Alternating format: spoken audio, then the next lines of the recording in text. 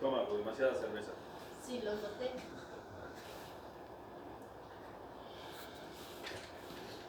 Es un basurero aquí. Ellos van a estar de vuelta mañana y van a volver a tirar. Y no van a... Porque el de intendencia que limpia es el peor. Nunca hace nada, solo lee. Viene a una oficina y lee y se enferma. Siempre enfermo cuando le da la gana. Es una respuesta. Un cochinero.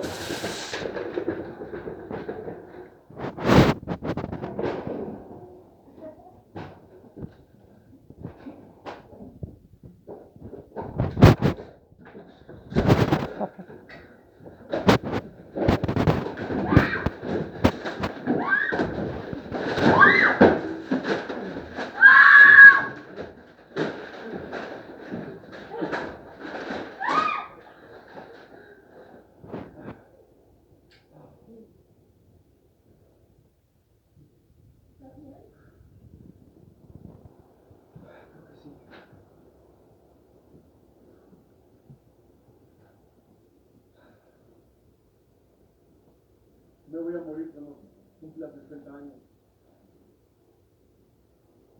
Lo sé.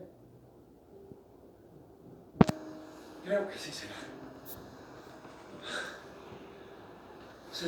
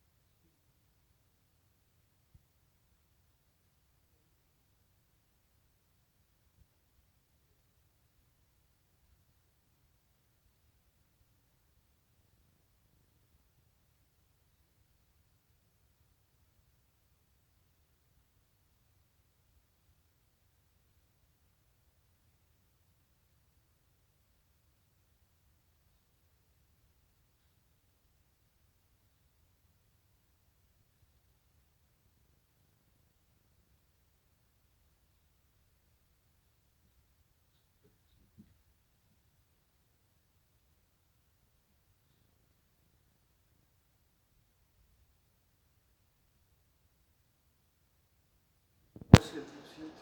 Yo quiero. No puedo. ¿Por qué? No. Ya no te gusta. Mira. ¿Escuchaste? ¿Qué pena? Sí. Está del otro lado del edificio. Tenemos que salir aquí.